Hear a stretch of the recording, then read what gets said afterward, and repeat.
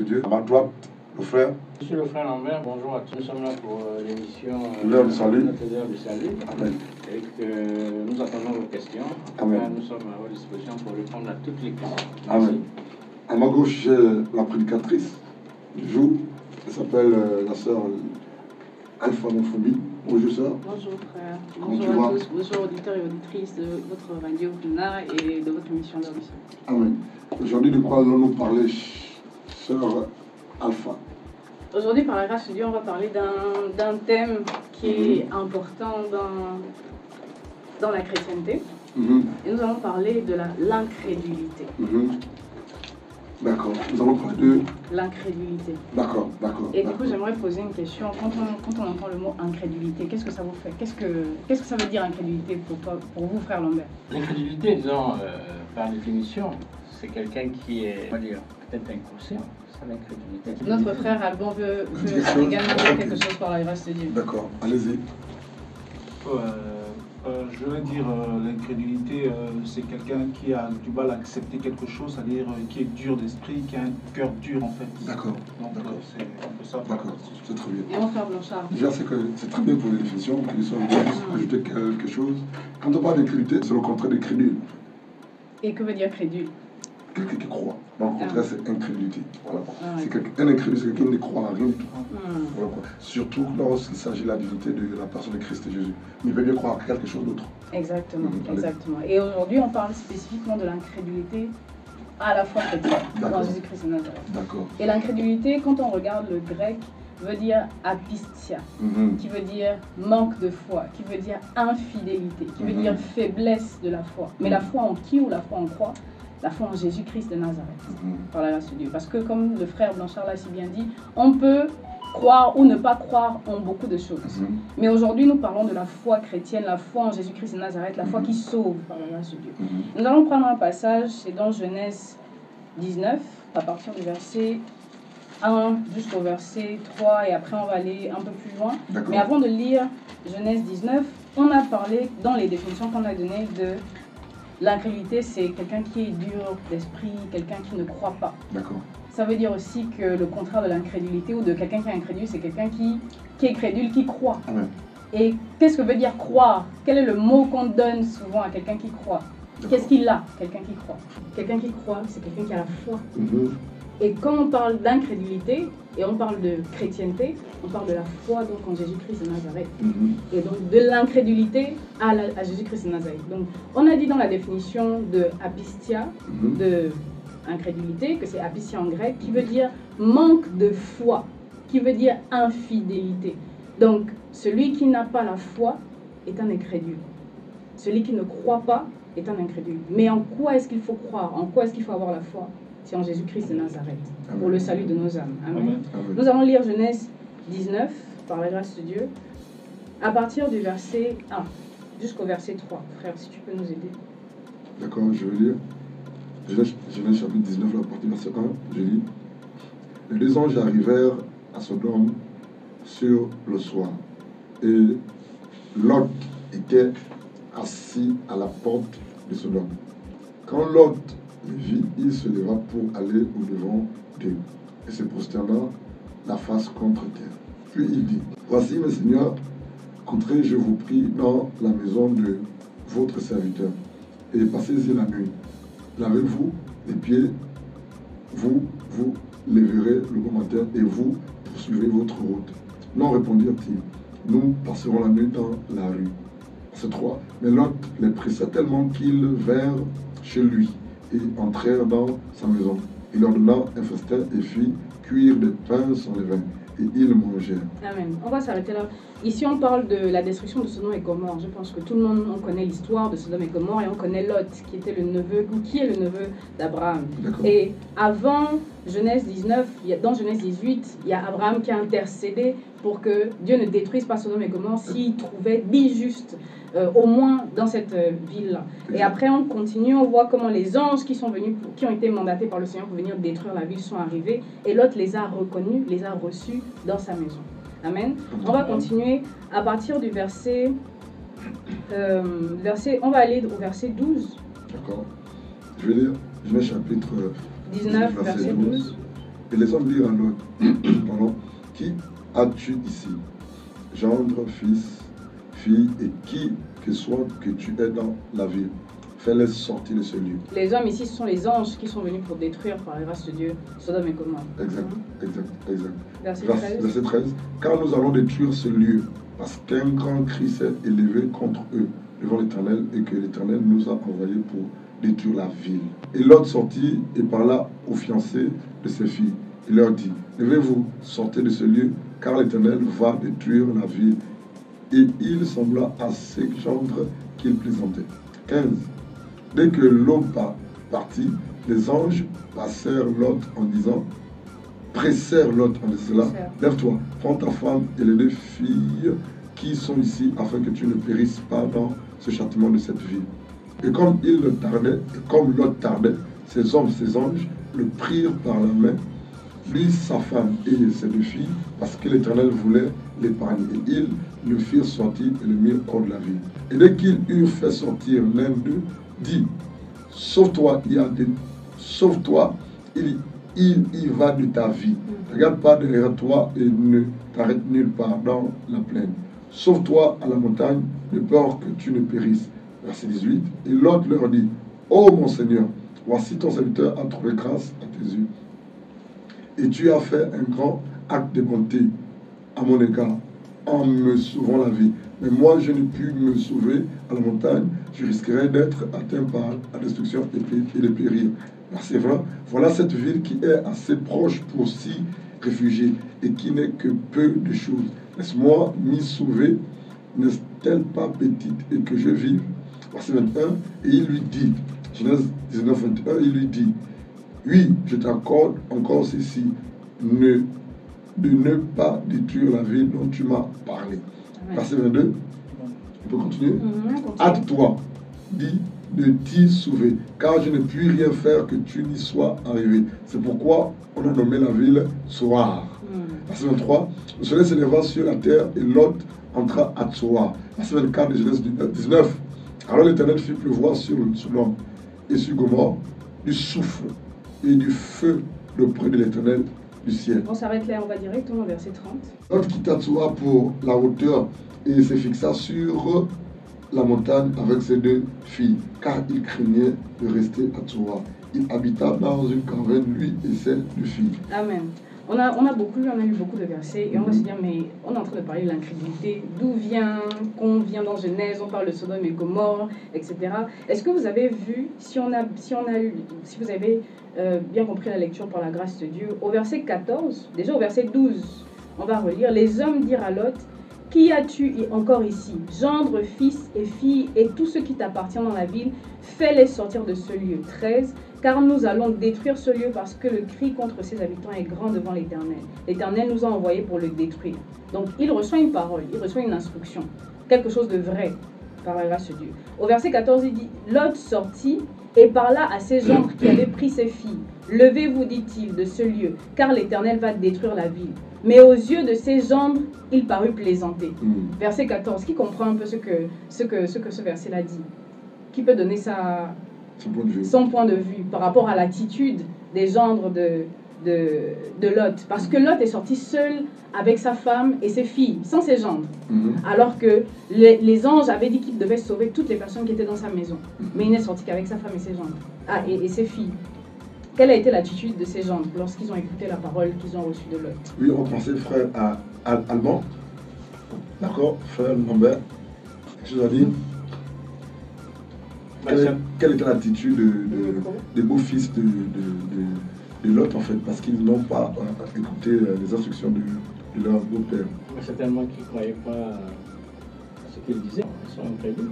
Ils ont fait preuve d'incrédulité. Ils ont manqué de foi. Ils n'ont pas cru en la parole que Lot leur avait partagée. Amen. Mais Lot a cru. N'est-ce pas? On voit bien que Lot a cru parce que lorsque les anges lui ont parlé du message de la destruction de Sodome et Gomorrhe, il s'est hâté d'aller avertir les autres, d'aller essayer de partager ce message qu'il avait reçu, en quoi il avait cru, parce qu'il savait que Sodome et Gomorrhe devaient être détruits. Amen. Ce même Lot-là a cru à la parole. Après, au verset 15, comme il voulait tellement sauver les personnes, au maximum de personnes, sortir avec lui, il a tardé. et les anges l'ont retiré de la ville par la grâce de Dieu. Après on dit, verset 16, et comme il tardait, verset 16 de Genèse 19, comme il tardait, les hommes le saisirent par la main, lui, sa femme et ses 2 filles, car l'Éternel voulait l'épargner. Retenons ça par la grâce de Dieu. Ils l'emmenèrent et le laissèrent hors de la ville. Verset 17, après les avoir fait sortir, l'un d'eux dit, donc on lui donne encore une autre parole, une autre instruction. Sauve-toi pour ta vie, ne regarde pas derrière toi et ne t'arrête pas dans toute la plaine. Sauve-toi vers la montagne de peur que tu ne périsses. Qu'est-ce que l'ange lui a dit? Il faut qu'il se sauve et qu'il se sauve pas dans la plaine, qu'il ne reste pas dans la plaine, qu'il aille dans la montagne. Et l'autre dit, verset 18, « Oh non, mon Seigneur, voici j'ai trouvé grâce à tes yeux et tu as montré la grandeur de ta miséricorde à mon égard en me conservant la vie. Mais je ne puis me sauver à la montagne avant que le désastre m'atteigne et je périrai. » Verset 20, « Voici cette ville est assez proche pour que je m'y réfugie et elle est petite. Oh, que je puisse m'y sauver. N'est-elle pas petite et que mon âme vive. » Verset 21. Et il lui dit, « Voici, je t'accorde encore cette grâce. Je ne détruirai pas la ville dont tu parles. » Amen. Amen. L'ange lui a dit, il a fait une requête à l'ange. « Je ne peux pas aller dans la montagne parce que je risque d'être détruit avant que la destruction de Sodome et Gomorrhe n'arrive. Laisse-moi aller dans cette petite ville qui s'appelle Tsoar. » Parce que c'était une petite ville. Elle est toute petite. Tsoar veut dire petit, petitesse. Et on voit maintenant ce même Lot-là qui a reçu la parole de l'ange qui lui a dit, « Ok, je t'accorde ce que tu m'as demandé et je ne détruirai pas la ville dont tu parles. Tu peux aller t'y réfugier. » Au verset 30, on lit, « Lot quitta Tsoar pour la hauteur et se fixa sur la montagne avec ses 2 filles, car il craignait de rester à Tsoar. Il habita dans une caverne, lui et ses 2 filles. » Et on connaît l'histoire, ce qui s'est passé après, lorsque Lot est parti dans la caverne avec ses 2 filles. Ses 2 filles se sont rendues compte qu'il n'y a plus d'hommes pour les marier. Elles n'auront pas de descendance. Donc elles ont fait boire du vin à leur père. C'est dans les versets qui suivent. Et après, elles sont tombées enceintes. Les Moabites sont nés. Et les nations païennes sont nées du fait que Lot a quitté Tsoar, la ville qu'il avait demandé à Jésus-Christ, enfin aux anges, de préserver à cause de lui. Et les anges ont accepté de préserver cette ville à cause de lui. S'y est réfugié. Mais la parole de Dieu dit, verset 30, « Lot quitta Tsoar pour la hauteur et se fixa sur la montagne avec ses 2 filles, car il craignait de rester à Tsoar. » Alors qu'au verset 21, l'ange lui a dit, « Je t'accorde encore cette grâce et je ne détruirai pas cette ville dont tu parles. » Ce même Lot-là, qui a cru au début, quand on a lu les premiers versets, ce même Lot qui a cru à partir du verset 12, quand il est allé expliquer à ses gendres, la ville sera détruite parce que les anges m'ont dit que ça sera détruit, sortons. Il a fait preuve de foi. Il n'a pas manqué de foi. Et maintenant, ce même Lot, une fois qu'il sort de la ville de Sodome et Gomorrhe, arrive à Tsoar, il a reçu la parole qui lui a dit, on ne détruira pas cette ville à cause de toi, tu peux t'y réfugier. On le voit encore au verset 30, qui décide de fuir cette ville pour aller se réfugier à la montagne, alors que c'était la première instruction qu'on lui avait donnée. Ne t'arrête pas dans la plaine. Tsoar, c'est une ville qui était dans la plaine. Il s'est arrêté là. Mais après on dit, car il craignait de rester à Tsoar, parce qu'il craignait de mourir. Il a eu peur et il s'est retrouvé dans la caverne. Il est passé à côté. Il a manqué de foi. Qui est d'accord avec ça? Qui comprend un peu l'attitude, ou qui comprend un peu où est-ce qu'on veut aller par la grâce de Dieu? Mon frère Lambert, mon frère Alban. Est-ce que c'est possible qu'une personne qui a cru, qui a été crédule, comme notre frère Blanchard l'a dit tout à l'heure, puisse ne plus croire? Ah oui, c'est ce qui se passe là en fait. Voilà, comment ça s'explique? Par la grâce de Dieu. Qui peut donner son point de vue, qui peut donner son avis par rapport à ça? Mon frère Blanchard. Je peux dire quelque chose, hein. Déjà j'ai béni Dieu pour la façon dont tu as abordé le sujet, que tu bénisses. Amen. Je me suis retrouvé là pour tes prédications en fait, façon de partager. Amen. Que Dieu soit loué. Et ce qu'il faut comprendre, c'est que qu'est-ce qui peut arriver à un homme ou une femme qui a accepté Christ, croit au départ et pas après ne plus croire. Amen. En fait, les convictions ont changé, ses intérêts. Il est animé par ses intérêts personnels. Il pense que Dieu ne peut plus agir, ou du moins que Dieu est en retard, ou du moins que Dieu ne voit plus. Et puis, il veut résoudre ses problèmes à sa manière, en fait.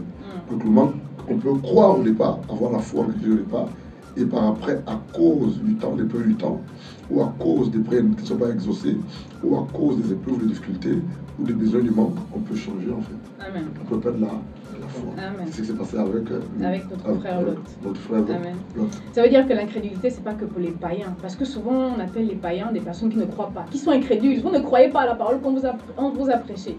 Pour eux, c'est normal. Ils sont incrédules. Ils sont païens. Ils ne croient pas en Jésus-Christ de Nazareth. Donc, ils le montrent par leurs actes. Ils vivent leur incrédulité. Ils sont païens. Ils ne croient pas en Jésus-Christ. Mais pour les chrétiens, c'est encore plus grave. Parce qu'un chrétien peut croire aujourd'hui et ne plus croire demain. Qu'est-ce qui se passe? Qu'est-ce qui fait qu'un chrétien perde la foi? Parce que manque de foi. Donc, deviennent incrédules. Et on voit bien dans la vie de Lot, ou dans ce qu'on a lu dans Genèse 19, depuis le verset 12 jusqu'au verset 30, que Lot a cru, et après, à un moment donné, il a eu peur. Il a craint de mourir. Il a douté. Et il est passé à côté. Amen. Et à cause de sa peur, à cause de son incrédulité, des nations païennes sont nées. L'inceste est rentré dans sa famille. Est-ce qu'on voit ça? Est-ce qu'on voit jusqu'où l'incrédulité peut nous emmener? Et est-ce qu'on voit du coup quelle est une première cause d'incrédulité? Ou quelque chose qui fait en sorte qu'un homme de Dieu qui a cru, ou une femme de Dieu qui a cru, ou un enfant, ou une personne qui a cru à un moment donné, perd la foi à cause de la peur. C'est le premier élément qui fait que quelqu'un passe à côté. C'est le premier élément qui fait que quelqu'un doute. En tout cas, c'est ce qui est arrivé à notre frère Lot ici. Mais j'ai envie de poser une question. Est-ce que Lot est passé à côté? Il a bien passé à côté. Est-ce que Lot a péché? Oui, il a même bien péché. Pourquoi il a péché? Parce que Lot avait cru au début et par après, il a perdu la foi. Ça veut dire que l'incrédulité, c'est un péché. Très grave. Donc celui qui est incrédule, il ira en enfer. C'est très bien. Amen. Est-ce qu'on est d'accord? Est-ce qu'il y a un verset qui peut nous prouver ça par la grâce de Dieu? Par rapport au verset, on le cherche, je n'ai peut-être pas en tête, mais il écrit quelque part que le salaire du péché, c'est la mort. Amen. Mais en quoi est-ce que l'incrédulité est un péché? Bon, Parce qu'il faut qu'on prouve que quelqu'un qui est incrédule ira en enfer. il est en enfer. Parce que le chrétien qui a cru, il a donné sa vie à Jésus. Il a cru à la parole de repentance, la parole qui lui a été prêchée. Et il a décidé de donner sa vie à Jésus. Et après ça, il perd la foi. Il passe à côté, à cause de la peur. Pour le moment, là, on parle que de la peur, parce que c'est la peur qui est ressortie de l'attitude de l'autre qui a fait qu'il perde la foi. Mais il y a beaucoup d'autres choses qui peuvent faire en sorte que quelqu'un qui a cru un jour perde la foi. Mais en quoi est-ce que l'incrédulité ou le manque de foi est un péché? Est-ce que c'est condamnable au point d'aller en enfer? Est-ce que parce que je n'ai pas cru aujourd'hui, si je meurs aujourd'hui, là, je vais aller en enfer? On va aller dans Jude et on va lire du verset 3 au verset 5. Jude chapitre 1, le verset 3. Bien-aimés, alors que je désirais vivement vous écrire au sujet de notre salut commun, je me suis senti obligé de vous envoyer cette lettre pour vous exhorter à combattre pour la foi qui a été transmise au sein une fois pour toutes. Amen. Verset 4. Car il s'est glissé parmi vous certains hommes dont la condamnation est écrite depuis longtemps. Des impies qui changent la grâce de notre Dieu en dérèglement et qui réunit notre seul Maître et Seigneur Jésus-Christ. Verset 5. Je vais vous rappeler à vous qui savez fort bien toutes ces choses, que le Seigneur, après avoir sauvé le peuple et l'avoir tiré du pays d'Égypte, fit ensuite périr les incrédules. Ah, amen. Le peuple d'Israël est sorti d'Égypte par la grâce de Dieu. Et après, ils ont commencé leur marche dans le désert. Et tout au long de leur marche, ceux qui avaient le cou raide, ceux qui étaient incrédules, ont péri. Pourquoi ils ont péri? Est-ce que c'était seulement parce qu'ils étaient incrédules? Est-ce que Dieu peut tuer quelqu'un juste parce qu'il est incrédule? En tout cas, c'est ce que le verset nous dit. On dit, verset 5, « Je veux vous rappeler, à vous qui savez fort bien toutes ces choses, que le Seigneur, après avoir sauvé le peuple, donc c'est comme nous tous ici avons été sauvés par l'acceptation de Jésus-Christ de Nazareth dans notre vie comme Seigneur et Sauveur, après avoir sauvé le peuple et l'avoir tiré du pays d'Égypte, donc nous on est aussi sortis du monde par la foi en Jésus-Christ de Nazareth, fit ensuite périr les incrédules. » Périr veut dire quoi, sœur Fou? Il a détruit, il a tué les incrédules. Mais c'est peut-être pas assez clair. On va aller dans Apocalypse, chapitre 21, verset 8. On va lire à partir du verset 7. D'accord. Je vais lire Apocalypse 21, verset 7 en descendant. 7 et 8. D'accord. Celui qui vaincra héritera ces choses. Je serai son Dieu et il sera mon fils. Mais pour les lâches, les incrédules, les abominables, les meurtriers, les débauchés, les magiciens, les idolâtres et tous les menteurs, leur part sera dans l'état ardent de feu et de soufre, ce qui est la seconde mort. Amen. Amen. Est-ce qu'ici c'est plus clair? C'est listé, c'est bien écrit. Verset 8. Mais pour les lâches, ceux qui ne tiennent pas leurs engagements, ceux qui fuient, ceux qui ne tiennent pas ferme, qui ne prennent pas quoi, qui ne sont pas braves pour affronter les difficultés, lorsque les persécutions arrivent, par la grâce de Dieu, ils abandonnent la foi, les lâches, les incrédules, ceux qui manquent de foi, ceux qui tombent dans la foi, les abominables, les meurtriers. Les incrédules sont aussi coupables que les meurtriers. Les incrédules sont aussi Amen. coupables que les abominables. Amen. Les incrédules sont aussi coupables que les lâches. Amen. Ils sont aussi coupables que les magiciens. Amen. Ils sont aussi coupables que les idolâtres. Amen. Et ils sont aussi coupables que les menteurs. Amen. Et la parole de Dieu dit, à Apocalypse 21, verset 8, leur part sera dans les temps ardents de feu et de soufre, qui est la seconde mort. Est-ce que l'incrédulité est un péché? Est-ce que les incrédules iront en enfer? Amen. C'est écrit. C'est écrit ou c'est pas écrit par la grâce de Dieu? Nous ne l'avons pas inventé. Oui, dans la mesure où il dit que ceux qui faiblissent, c'est-à-dire que ceux qui ne croient pas, ceux qui croyaient et après ne croient plus, finissent, Ne peuvent pas être sauvés. ne peuvent pas être sauvés. Et la parole de Dieu dit que, or, sans la foi, et beaucoup de nous connaissons ce verset-là, nul ne peut être agréable à Dieu. N'est-ce pas? Parce que celui qui s'approche de Dieu doit croire que Dieu existe et est le rémunérateur de tous ceux qui le cherchent. Amen. Donc, sans la foi, on ne peut pas croire en Dieu. Et sans la foi, si on ne croit pas en Dieu, on ne peut pas être sauvé. Parce que c'est la foi la base de notre salut qui fait en sorte qu'on accepte Jésus-Christ qu'on ne voit pas, qui est invisible, qu'on accepte d'obéir à ses commandements, qu'on accepte de croire que la parole de Dieu que nous lisons est la vérité. C'est par la foi. Si on perd la foi, on n'a plus de place dans le royaume des cieux. Amen. Amen. Et ça veut dire que les chrétiens comme les païens ils n'ont pas la foi déjà. Mais le chrétien, comme on a lu dans Juge, on a dit doit combattre. C'est la chose. Je vais t'arrêter l'instant. Amen. Tu as quelque chose qui m'a un peu interpellé. Amen. Je vais l'appeler dire que les païens n'ont pas de foi. Les païens n'ont pas foi en Jésus-Christ de Nazareth. D'accord. C'est pour ça qu'ils sont païens. Mais ils croient en quelque chose. Mais ils croient en quelque chose. Ils croient en la divinité, ils croient en la tradition, ils croient au buiti, aux nobis, en leur Dieu. Mais pour eux, ils pensent que leur croyance va leur amener au salut, vers la vie éternelle. Amen. Mais il n'a de salut en aucun d'autre qu'en Jésus-Christ de Nazareth.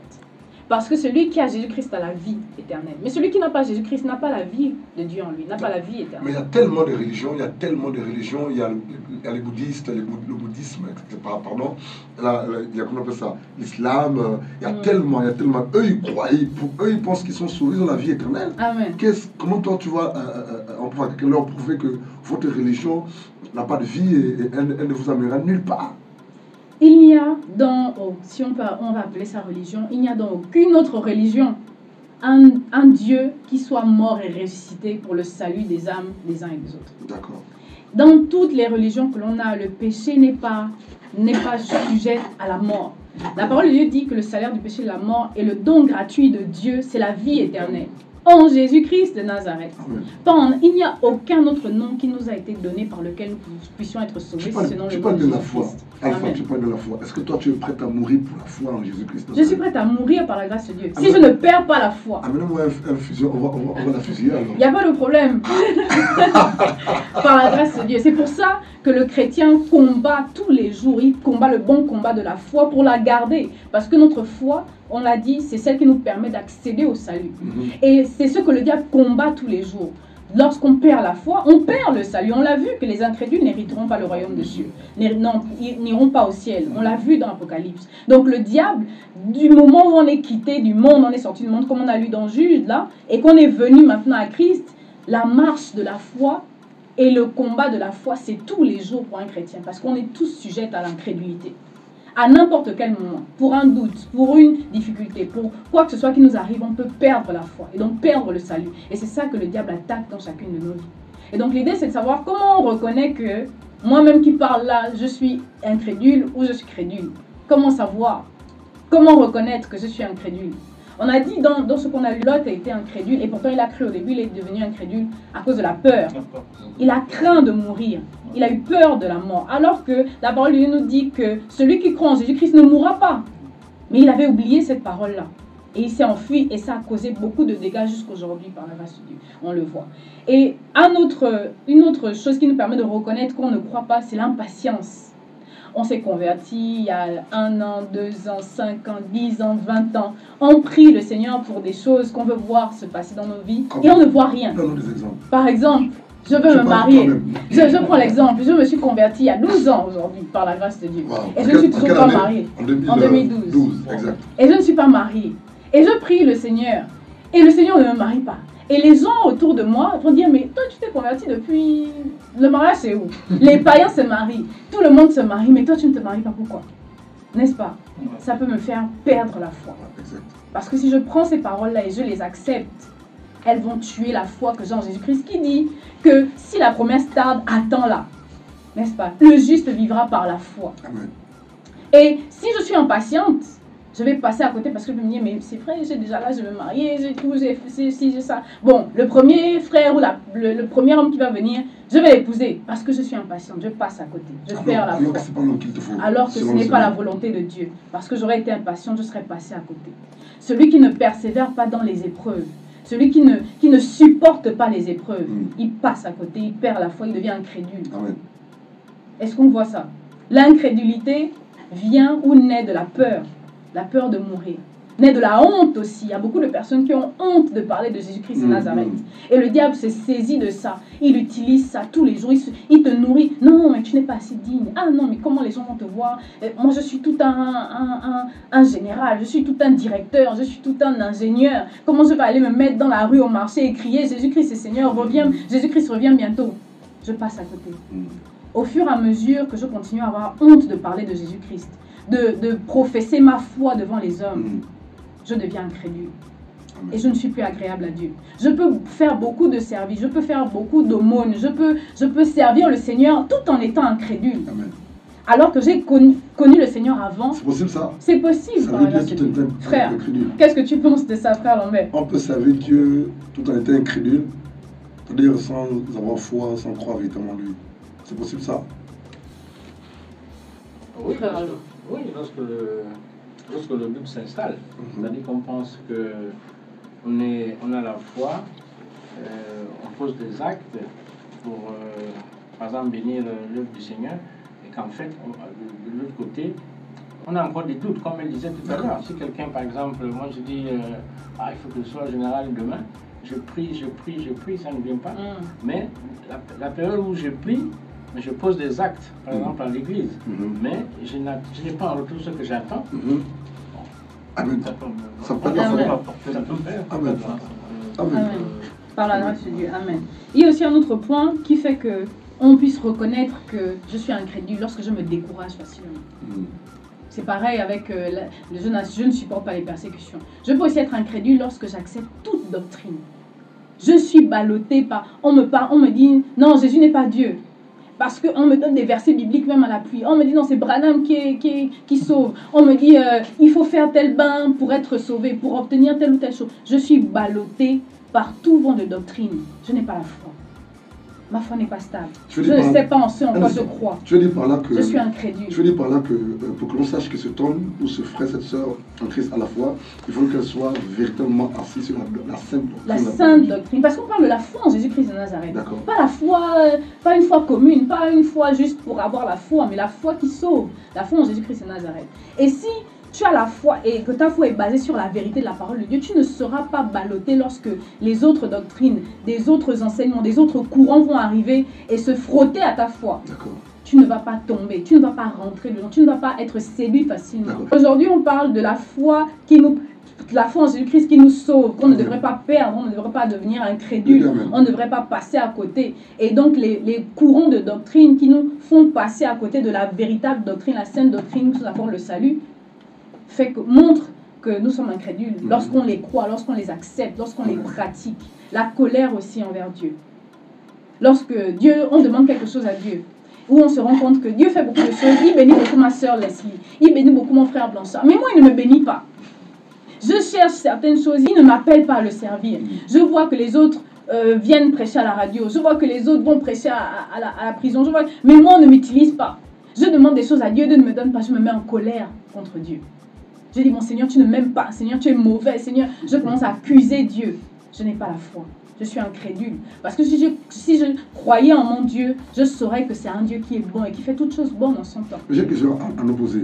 Y a-t-il un chrétien qui vit sa foi chrétienne sans un jour accuser Dieu?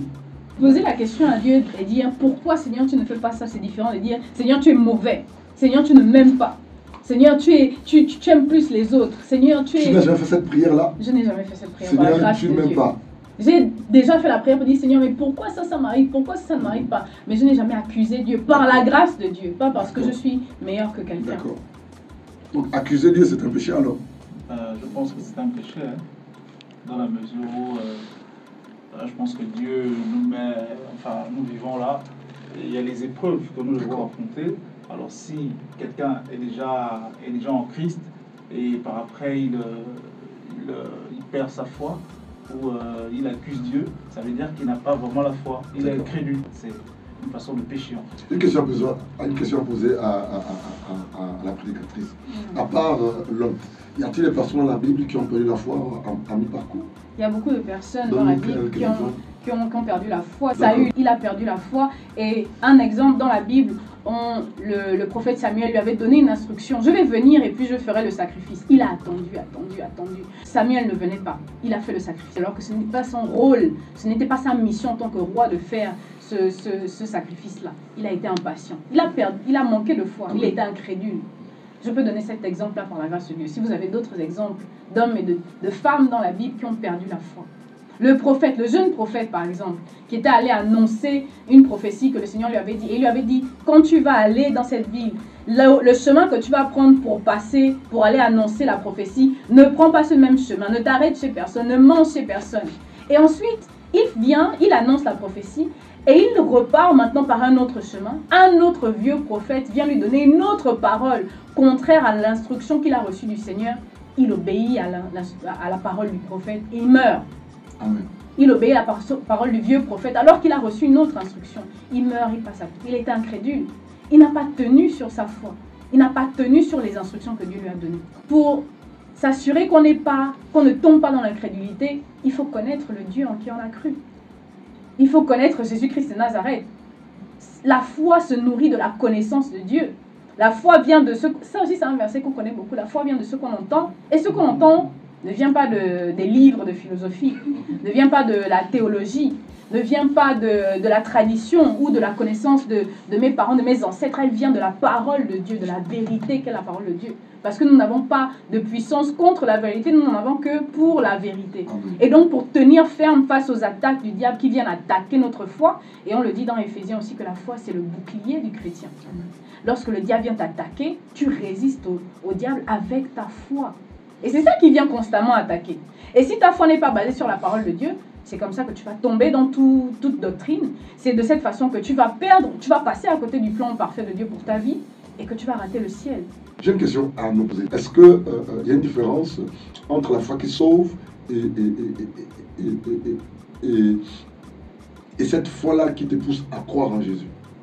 Quelle est la différence entre la foi qui sauve et la foi qui pousse à croire? Voilà pourquoi je te pose la question. Je me pose la question en fait. Il y a une différence entre la foi qui sauve et la foi qui pousse à croire en Jésus en fait. Il n'y a pas de différence, parce que la foi qui sauve, c'est la foi en Jésus-Christ de Nazareth. Je ne peux pas être sauvé en dehors de Jésus-Christ de Nazareth. Je dois croire en Jésus-Christ de Nazareth qui est mort à la croix pour moi, pour le pardon de mes péchés, pour être sauvé. C'est intéressant. J'ai une autre question à me poser. Est-ce que cette foi doit croître, doit grandir? Elle doit grandir par la grâce de Dieu. Et le chrétien est amené à grandir. C'est pour ça qu'on nous dit que la foi doit être basée sur la parole de Dieu. Parce qu'au fur et à mesure qu'on médite la parole de Dieu, on reçoit des révélations. On reçoit des instructions. On grandit. On avance. Et la parole de Dieu nous dit qu'on est transformé de gloire en gloire à l'image de notre Seigneur Jésus-Christ de Nazareth. Donc on doit grandir. Quand je me suis convertie, c'est comme un enfant. On parle de naître de nouveau. Lorsqu'on donne sa vie à Jésus, lorsqu'on a la foi en Jésus-Christ de Nazareth, on naît de nouveau. Donc on devient comme des bébés, comme des enfants. Et Paul nous dit ça, que vous étiez des enfants, et il parle des enfants, il parle des jeunes gens, il parle des pères. Donc ça veut dire qu'il y a une croissance dans le Seigneur. Avant, vous preniez le lait maternel, maintenant vous devez prendre la nourriture solide. Ça veut dire que le chrétien doit grandir, mais il grandit par la connaissance de son Dieu au travers de la parole de Dieu, par les expériences qu'il vit avec le Seigneur tous les jours, par la communion fraternelle, les choses qu'il apprend des autres frères et sœurs, par les frottements, par le brisement de sa chair. Il doit mourir à lui-même pour être davantage comme Jésus-Christ de Nazareth. Donc oui, le chrétien doit grandir. J'ai une question à poser à chacun de notre juste modérateur aujourd'hui. Amen. Vous allez me revoir chacun à son tour, les gens vous en prient. Qu'est-ce qui prouve que Alban a la foi? Qu'est-ce qui prouve que Lambert a la foi? Qu'est-ce qui prouve que Choum Alpha a la foi? Frère Alban, qu'est-ce qui te prouve que tu as foi en Jésus? La foi de vous-même. Oui, ce qui me prouve que je foi en Jésus, c'est par mes actions, par mes actes en fait, les actes que je pose au quotidien, par ce que je vais, enfin ma vie au quotidien avec Jésus-Christ en fait, parce que j'ai accepté le Seigneur et je dois avoir un mode de vie assez discipliné par rapport à ce que la parole dit en fait. D'accord, amen. Amen. Frère Lambert, qu'est-ce qui prouve au frère Lambert que vraiment il a foi? La foi est là. Disons, ce qui prouve que le frère Lambert a la foi, c'est que mon comportement, les actes que je pose, s'ils sont conformes à la parole de Dieu, c'est-à-dire à la Bible, et que je les mets en pratique de façon régulière, c'est que j'ai la foi. D'accord, c'est très bien. Oui. Par la grâce de Dieu, avant de répondre, j'aimerais poser à mon frère une question. Qu'est-ce qui prouve que quelqu'un n'a pas la foi?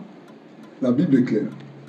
Il ne peut pas avoir de foi s'il ne croit pas en Christ Jésus. Amen. La foi, comme je l'ai dit, c'est déjà croire, mettre, baser, fonder sa vie sur la personne de Christ Jésus. Cette foi va te pousser, comme disaient à peine les frères, d'obéir à la parole de Dieu. La foi sans les œuvres est vaine. Bon, en fait, c'est fait que lorsque quelqu'un dit que j'ai foi en Jésus, on va voir les fruits. Quelqu'un qui a foi en Jésus doit obéir à la parole de Dieu. Quelqu'un qui a foi en Jésus doit vivre quelles que soient les épreuves et les difficultés de la vie, avoir confiance en Christ Jésus. Quelqu'un qui a foi en Jésus doit quoi? Obéir aux instructions de Dieu. D'abord, les instructions scripturelles, ce qui sont écrites dans la Bible, pour Dieu, et aussi à ce qui te dit personnellement ton oreille. En fait. Ça veut dire que celui qui n'a pas la foi, c'est celui qui n'obéit pas à la parole de Dieu, qui pose des actes comme il le veut, selon qu'il le veut, et qui n'a de compte à rendre. Là, j'ai répondu à la question que j'ai posée. Mais ce n'était pas ce que je voulais que tu fasses, tu as anticipé en fait. Et donc, pour répondre à ta question, je sais que j'ai la foi parce que je sais d'où je suis venue et je vois la différence entre celle que j'étais avant Jésus et celle que je suis maintenant en Jésus-Christ. Je vois que même lorsque je veux faire ma volonté, il y a quelque chose en moi qui me dit de faire le contraire et qui me dit de faire ce qui est conforme à la parole de Dieu. Je vois la vie de Christ en moi grandir tous les jours et je ne suis pas parfaite, mais je vois cette force qui me dépasse, cette volonté qui est au-dessus de moi, qui me donne d'obéir à la parole de Dieu parce que de moi-même je ne peux pas obéir. C'est ça. Qu'il soit loué. Et je bénis le Seigneur, nous bénissons le Seigneur de nous avoir sauvés, de nous avoir donné la grâce de le connaître, de pouvoir partager sa parole. J'ai une autre question, si vous me permettez. Est-ce que la foi peut se communiquer? Amen. Je vous écoute, frère Alban, ensuite le frère Lambert. Est-ce que la foi... Vous avez choisi son modérateur aujourd'hui, non? Je le suis en fait. Est-ce que la foi peut se communiquer? Oui, je pense qu'elle peut se communiquer, c'est-à-dire de façon directe ou indirecte. D'accord, c'est-à-dire? C'est-à-dire que le frère qui m'a observé au début et qui constate en moi des changements, très bien, sachant que je donnais ma vie en Jésus, il peut, de par mon comportement, par mon attitude, se dire, bon, ben, je vais faire comme lui. Je crois en son Dieu. Je crois en son Dieu, puisque apparemment, quand je vois, ça a changé, sa vie a changé, il est devenu une autre personne, donc je veux croire à son Dieu. Ce qui veut dire que la foi est la foi visible et invisible. Amen. Amen. Alléluia. Oui, frère. D'accord. Amen. Et la parole de Dieu dit que les chrétiens sont des lettres écrites de Jésus-Christ de Nazareth pour les païens, pour ceux qui périssent en fait. Et donc, ça veut dire par la grâce de Dieu que en te voyant, quelqu'un qui ne croit pas en Jésus-Christ, par tes actes, par ton comportement, par ta parole, par tes actions, par les fruits de la vie de Christ en toi, sans que tu n'aies même à parler, peut avoir foi, peut se dire j'ai besoin de vivre la vie que le frère Alban vit. Je le connaissais, je savais qui il était avant. Je le vois maintenant, il y a quelque chose qui... Et je veux cette chose-là qu'il a maintenant. Dites-moi, de manière pratique, en termes de foi, qu'est-ce qui a changé dans ta vie avant et après la foi en Christ Jésus? Par la grâce de Dieu. Avant, j'avais... Non, instant, je pose la question, frère. On a d'abord, de manière pratique, qu'est-ce qui a changé ta vie avant et après la foi? Tu peux bien réitérer la question si tu comprends. Qu'est-ce qui a changé par la grâce de Dieu? Qu'est-ce qui est différent entre le Alban, le Lambert, le Blanchard, le Alpha, le Leslie d'avant Jésus, avant la conversion, et Leslie ou le Alpha, le Lambert de maintenant? Qui croit Jésus maintenant en Jésus-Christ? Qu'est-ce qui est différent? Question pratique, réponse pratique. Comme je l'avais déjà dit tout à l'heure, avant sans Jésus, j'étais une autre personne. Et qu'est-ce que vous étiez? Je faisais pas mal de choses. Un exemple de péché, un exemple de l'attitude. Si vous avez honte d'en citer ou de citer, c'est que... Et on l'a dit tout à l'heure, par la grâce de Dieu, on a dit, celui qui a honte de parler de Jésus-Christ fait preuve d'incrédulité. Mais ce n'est pas pour te... Oui. J'ai pas honte de parler de Jésus-Christ. Mais le témoignage permet de partager. Voilà. J'ai pas d'exemple simple. Par exemple, je vais t'aider. Un instant, je vais t'aider. Avant que je me convertisse, mon petit nom de lycée c'était Blaze. J'étais un vantard, j'étais un orgueilleux, j'étais fier. Et j'étais intelligent à l'école, j'ai manqué de respect aux enseignants. Au point de ma classe, je disais aux enseignants que là tu as tort, tu as mal dit. En plein coup, en classe de seconde. J'allais avec tout ce qui bougeait en matière de femmes. J'allais même avec des personnes plus âgées que moi. Imagine, au lycée, très jeune, j'allais avec des personnes de 30 à 40 ans. J'étais là, 17 ans, 18 ans, par là. J'ai failli aller au lit avec ma propre petite soeur de sang. Dieu merci, voilà que la chose n'a pas vu. C'est ça que j'étais en fait. Je buvais, j'allais dans les boîtes de nuit, en fait, c'était du désordre. C'est que j'étais avant la foi, avant Jésus. Mais lorsque Jésus m'a touché par la grâce de Dieu, tout est rentré dans l'ordre. Alléluia. Et chaque jour, par la grâce de Dieu, je me bats pour que ce livre-là, pour que je vive le contenu de la parole de Dieu en fait. Ça c'est Blanchard avant la foi. Blanchard avant de croire en Christ Jésus. Maintenant, qu'est-ce qui est devenu Blanchard après la croyance, après la foi en Christ Jésus? C'est cette personne qui a été, c'est Blanchard qui a été renouvelé, transformé. Avant que je me marie, quand j'étais païen, je trompais ceux qui mon épouse maintenant. On n'était pas encore mariés, mais on vivait ensemble, je la trompais. La parce que même quand elle a accouché notre premier fils, je suis allé au lit avec quelqu'un d'autre. Oui, c'est ça que j'étais. Et je ne suis pas honte de le dire parce qu'il m'a affranchi en fait. Il m'a transformé. Le Blanchard, après la foi, c'est cette personne qui a été régénérée, transformée, changée, qui n'a plus jamais, après être mariée, trompé sa femme. Je pense que le frère a donné beaucoup de cas pratiques qui permettent d'aider au frère, d'aider notre frère Alban par la grâce de Dieu, ou notre frère Lambert. Non, moi, depuis que j'ai accepté le Seigneur, c'est vrai qu'au départ, j'étais imbu de ma personne. D'accord. C'est-à-dire que je me suffisais. D'accord. Je ne croyais en rien. D'accord. Rien du tout. Le vin, moi, je buvais. J'allais en boîte. J'allais... et j'étais coléreux. D'accord. En fait, je ne savais pas pardonner. D'accord. Or, depuis un moment, il y a moins de 2 semaines, mon épouse et moi, on faisait un peu le point. Elle était à Libreville, on s'était heurté. Et puis elle me disait, mais tu as beaucoup changé parce qu'avant, j'étais rancunier. D'accord. Et quand on a un souci, je peux te garder dans même pendant 1 mois, 3 mois, je te parle. D'accord. Mais il y a un passage de la Bible qui me disait que si vous êtes chamaillé le matin avec votre frère, il ne faut pas que la nuit se couche. Alléluia. Alléluia. Donc j'en ai fait mienne. Aujourd'hui, je fais l'effort de tourner cette page, de ne plus rien retenir. Alléluia. Parce que là, est-ce qu'on va clamer le Seigneur? Non, mais le Seigneur, frère Alban va acheter quelque chose, ça va? Je veux dire qu'avant, bon, j'étais couchard, c'est-à-dire je dormais dehors, je rentrais tard, voilà. D'accord. Avant que je n'accepte le Seigneur, d'accord, que je sois né de nouveau, je faisais vraiment de mauvaises choses. D'accord. D'accord. Dehors, je faisais n'importe quoi, je couchais dehors partout. Mais là, j'ai changé parce que ma vie vraiment est un peu disciplinée. Alléluia. Alléluia. Je ne fais plus ces choses. Amen. Et il n'y a que Jésus qui peut faire ça. Il n'y a que Jésus qui peut faire ça. Amen. Amen. Il n'y a que Jésus qui peut faire ça. Alléluia. Et comment sortir du coup? Parce que beaucoup nous écoutent et nous, chacun d'entre nous, à cause des épreuves, des difficultés par lesquelles nous passons, et parce que nous sommes dans le monde sans être du monde, on est sujette à cette incrédulité tous les jours. Comment sortir de l'incrédulité? Comment ne plus être incrédule? Comment se rendre compte que là, il y a des signes d'incrédulité qui sont en train d'arriver? Il faut que je me lève, il faut que je combatte pour ma foi, il faut que je tienne ferme par la grâce de Dieu. Comment sortir de l'incrédulité? Comment lutter face à l'incrédulité? D'accord. Je vais essayer de répondre à la question. Pour lutter face à l'incrédulité, c'est simple. Il faut savoir une seule chose. que Jésus-Christ est Seigneur. Amen. Et c'est pour mon salut, mon éternité, que je demande à Christ Jésus. Ce qui veut dire que, quel que soit ce qui va me faire face, si je me suis enraciné cette chose en moi, quel que soit ce qui arrivera, par la grâce de Dieu, je vais lutter. Je vais combattre le bon combat de la foi. Autre chose, comment faire face à l'incrédulité? Toujours réaliser que l'amour de notre Dieu est véritable. Amen. Alléluia. Et la Bible dit, c'est dans Jérémie là-bas, il dit, je vous aime d'un amour éternel. Amen. Il n'existe pas de preuves de difficultés, des attaques, des situations qui ne vont jamais et qui ne pourront jamais être résolues par notre Dieu, sauf si tu es incrédule. Amen. Et comment est-ce que moi je fonctionne? C'est-à-dire que je m'appuie sur la parole de Dieu. Je m'appuie sur le salut que Dieu m'a donné. Je m'appuie sur ses promesses qui sont écrites. Et voilà ce qu'il m'a fait lui-même en fait, par la grâce de Dieu, pour continuer à croire en fait. Et lorsque quelque chose se présente face à moi, je dis Seigneur, quel que soit le temps que cela prendra, ça va finir un jour. Amen. Je ne me décourage pas, je ne m'arrête pas en fait. Et je fonce. Autre chose, c'est que je n'ai pas envie d'aller en enfer, dans un feu qui ne va jamais s'éteindre. Parce que quand on a un tout petit peu chaud, ici, sur cette terre de vivants là, qu'est-ce qu'on fait? On transpire, on est désagréable, on est bizarre, fou. Imaginez la chaleur de l'enfer.